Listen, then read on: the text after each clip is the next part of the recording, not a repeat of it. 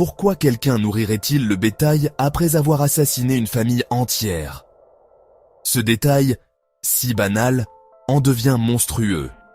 Cela suggère que le tueur s'est attardé, s'occupant des vivants, tandis que les morts gisaient à proximité. Ce n'était pas une fuite effrénée, mais une occupation calme et méthodique. Le coupable n'a pas seulement visité Hinterkaifeck. Il y a vécu, se déplaçant de pièce en pièce, utilisant la cuisine, prenant soin des animaux, tandis que les corps se refroidissaient. C'est une inversion glaçante de la normalité, une représentation de la vie quotidienne au cœur d'un cauchemar. La plupart des tueurs fuient. Ici, le coupable est resté, marchant sur les mêmes planchers, respirant le même air. Cette proximité avec les morts, cette continuation de la routine, est ce qui distingue Hinterkaifeck.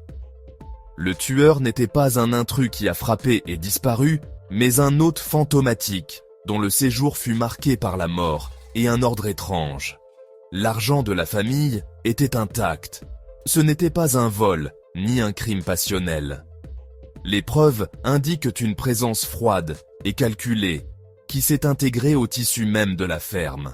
La question n'est pas seulement de savoir qui l'a fait, mais quel genre d'esprit pourrait tuer une famille, et ensuite rester pour s'assurer que leur bétail ne souffre pas de la faim. Hinterkaifeck était plus qu'un nom. C'était un monde en soi, isolé par les bois et la distance du village le plus proche.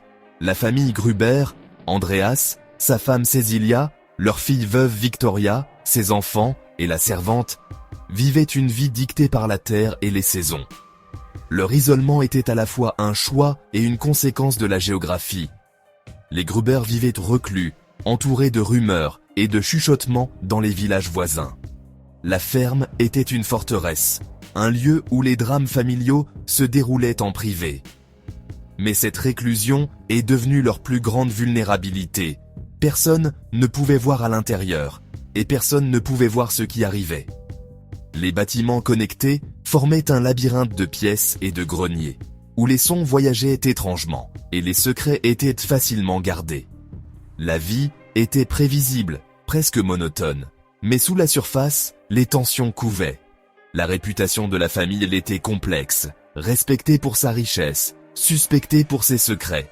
Lorsque des choses étranges ont commencé à se produire, leur monde était si autonome que toute intrusion était perçue comme une violation.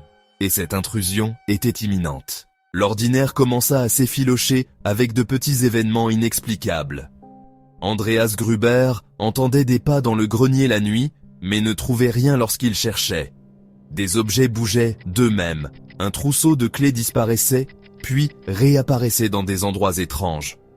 Un journal de Munich, jamais acheté par la famille, fut retrouvé dans le fenil. Quelqu'un avait été là, se déplaçant silencieusement parmi eux. L'indice le plus glaçant arriva après une chute de neige. Une seule série d'empreintes menait des bois à l'abri des machines, mais aucune n'en repartait. Gruber fouilla la ferme, mais ne trouva personne. L'intrus était venu, mais n'était pas parti. La famille n'était plus seule, mais son tourmenteur était invisible. Andreas se confia à ses voisins, son malaise grandissant. La précédente servante s'était enfuie, affirmant que la maison était hantée, un avertissement rejeté comme superstition, semblant maintenant une prémonition. La hantise d'Hinterkaifeck avait commencé.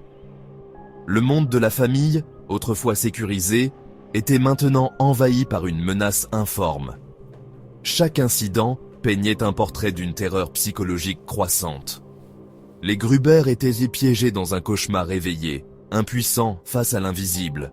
Le décor était planté pour la tragédie. Les derniers jours à Hinterkaifeck sont reconstitués à partir de rencontres fugaces.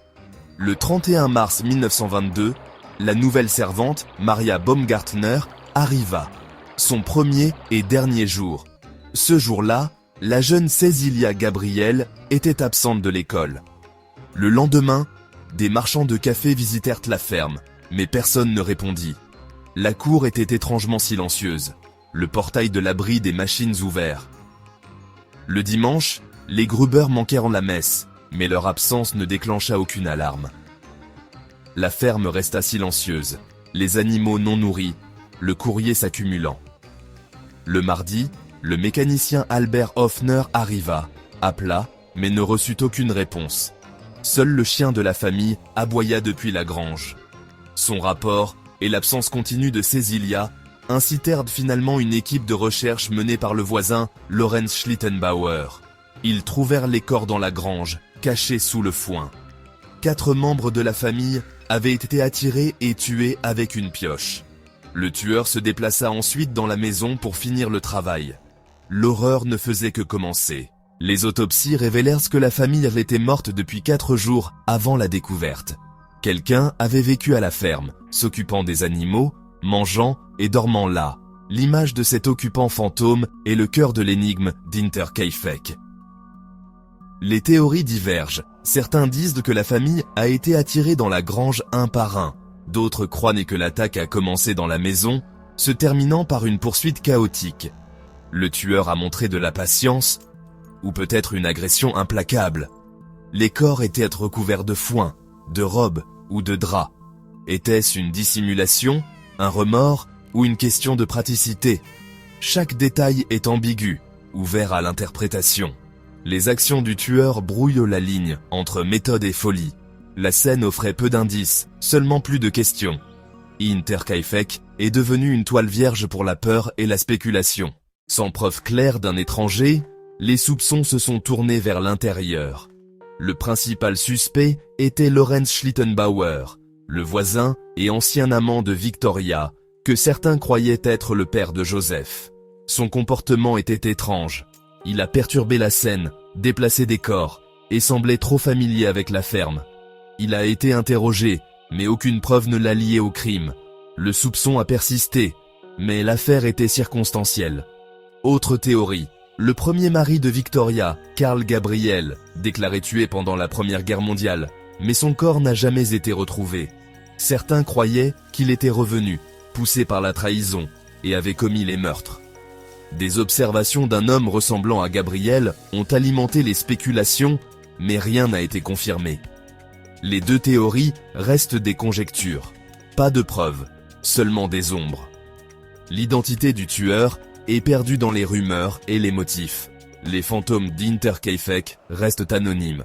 La ferme fut démolie en 1923, mais le mystère perdura. En 2007, des étudiants de l'académie de police ont réexaminé l'affaire avec des techniques modernes. Ils ont passé en revue les preuves, cartographié la propriété et dressé le profil des suspects. Leur rapport final reste confidentiel, par respect pour les descendants. Officiellement, l'affaire est non résolue, mais les étudiants ont identifié un suspect principal, jamais nommé. La réponse existe, enfermé, juste hors de portée. L'enquête confirme que le crime était humain, et non surnaturel. Pourtant, le refus de nommer le suspect ramène l'affaire à la spéculation. La véritable horreur est peut-être l'esprit capable de vivre parmi les morts pendant des jours. L'héritage d'Interkaifeck est un portrait d'une psychologie glaçante et détachée. Au final, nous restons avec des questions qui en engendrent d'autres. Les crânes des victimes ont été perdus pendant la Seconde Guerre mondiale. La ferme et les témoins ont disparu. Tout ce qui reste est l'histoire, un mystère parfait et insoluble. Interkaifeck est maintenant un conte populaire moderne, une histoire édifiante sur l'obscurité qui rôde à la lisière des bois. L'absence de motifs, de suspects et d'explications crée un vide pour nos peurs. Le tueur est un métamorphe, reflétant nos angoisses les plus profondes. La démolition de la ferme a détaché le crime de son lieu. Maintenant, il hante notre imagination collective. Le fantôme d'Interkaifeck est libre d'errer, sans les contraintes des murs. Certains secrets, une fois enracinés, ne meurent jamais. Ils attendent simplement. Les bois autour de la ferme demeurent, gardant leur silence.